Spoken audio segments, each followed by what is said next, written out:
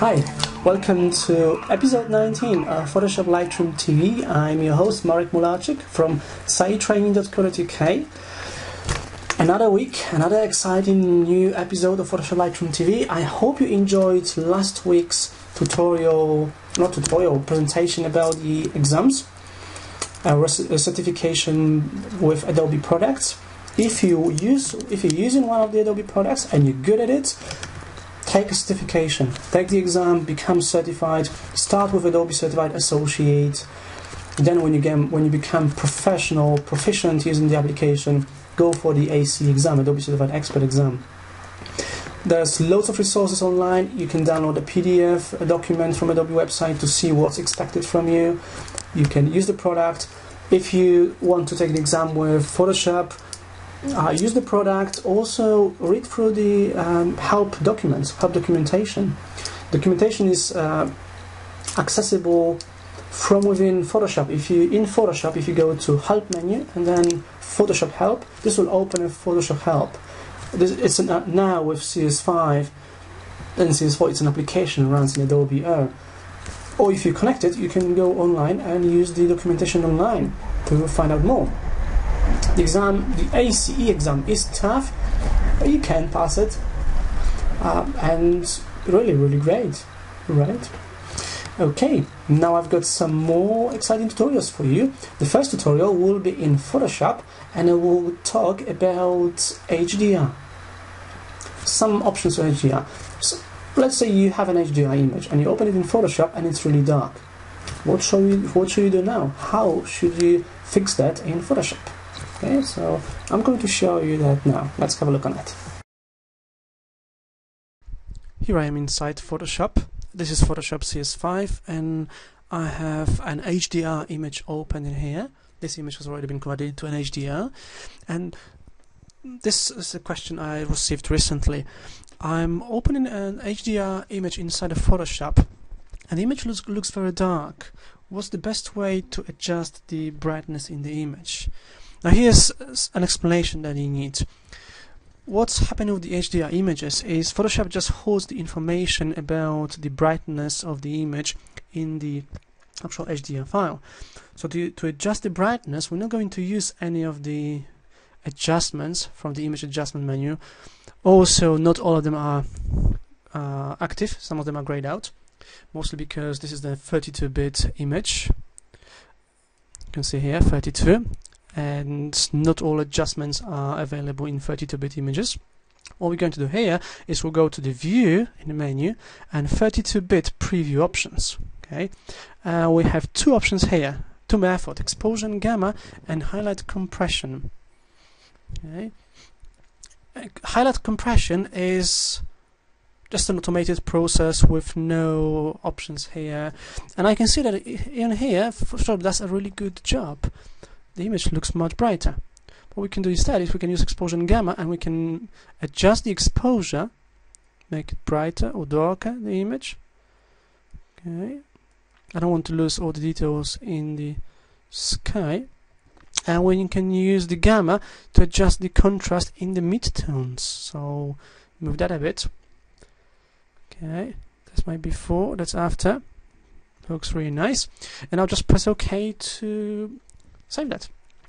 Now when I've saved this file, I'm going to do File, Save As. I'll save it on the desktop.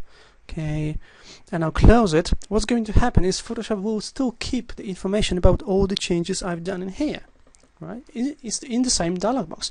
So if I come back to open this image next week or next month, File, open this image. No, I don't want to change the color. And if I go to View 32-bit preview options, Photoshop will remember my settings because they saved with the HDR image. It is stored in HDR image in Photoshop. Okay, this was a really quick tutorial on HDR in Photoshop. Thank you. Okay, I hope you enjoyed it. Another tutorial in Photoshop. There's one more thing I forgot to mention to you last week. I was mentioning this book, Adobe Photoshop CS5 Classroom in a Book. For those of you who are not familiar with these books, the way the book is created is there's a number of lessons, and each lesson deals with something, some area in the book. Okay, just as an example, let's open lesson 5. That's called Correcting and Enhancing Digital Photographs. And each lesson guides you through the techniques step by step. You've got all the files on the book, and it starts from really basic things to more advanced features. Each book is composed, so you can use the Classroom in the book to learn applications in a really easy way. They're fantastic books. Once again, you can find them on Amazon. I saw these books on Amazon for £20, or in your local bookstores. And now another tutorial for you. This tutorial will be about Adobe Bridge and using Adobe Camera Raw. Some very nice, powerful tips and tricks in Camera Raw. So let's have a look on that. This time here I am inside Adobe Bridge, and I'll show you how you can edit your raw images. I've got a couple of raw images here, and I'll show you how you can edit them with Adobe Camera Raw within Adobe Bridge. So if you don't have Photoshop, you can do it straight within Bridge, and also if you don't have Lightroom, you can do it here as well.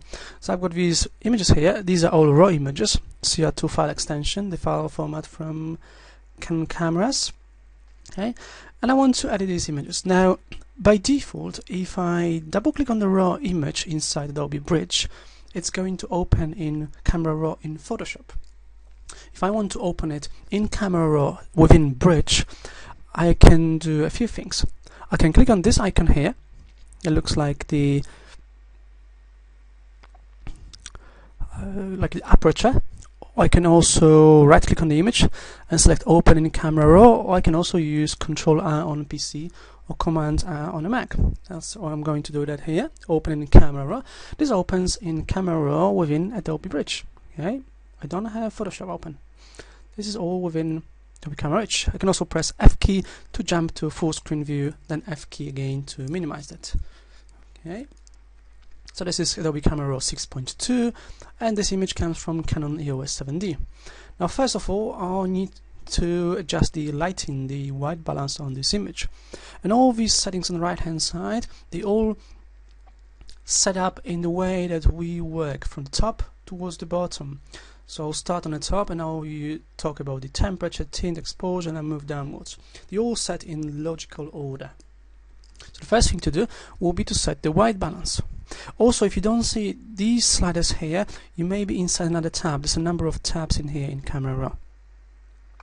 So I'm in here, I'm going to set the white balance, and these settings are the same settings as you can find on your camera when you shoot images. Now, I don't remember what white balance did I use on my camera.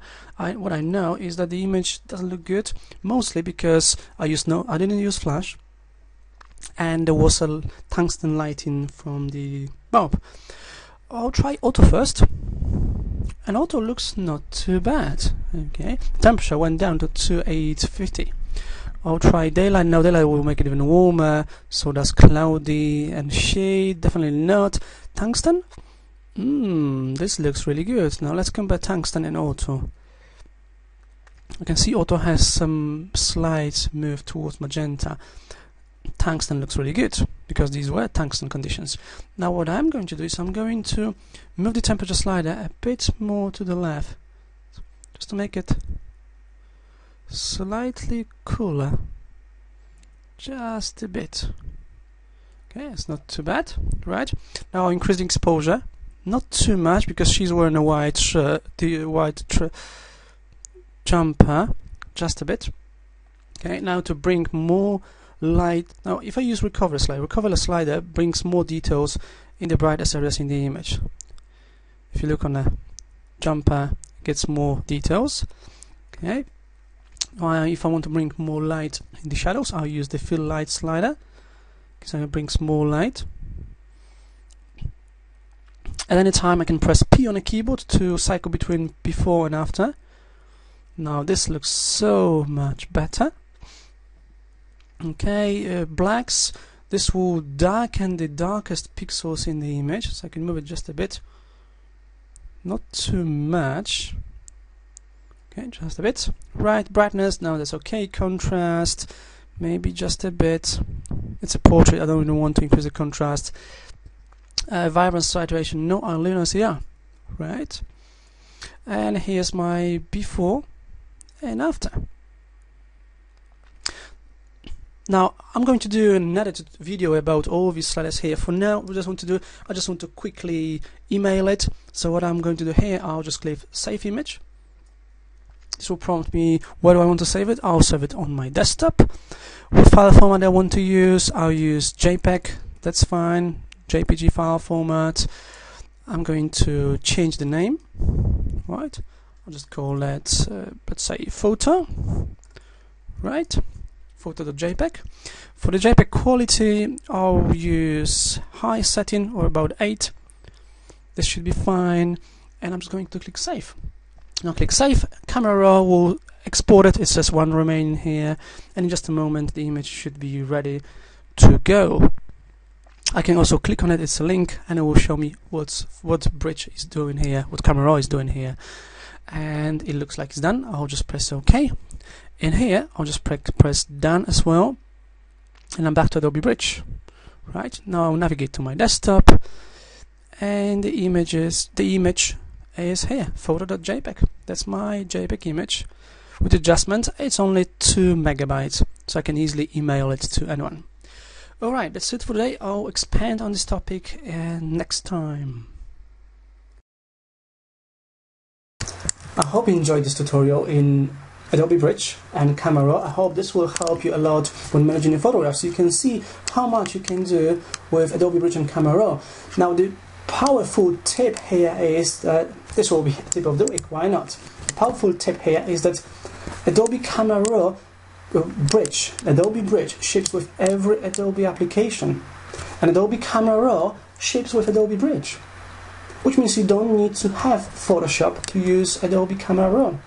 You can use it with Adobe Dreamweaver or Adobe InDesign, because each Adobe application ships with Adobe Bridge, and Adobe Bridge has Adobe Camera Raw built in.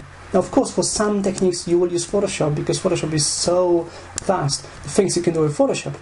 But for basic photographs manipulation, not even basic, but for adjustments to your images, you can easily use Adobe Camera Raw. Okay, and you know what? I'll have another tip of the week for you. Why not? This will be the Photoshop tip.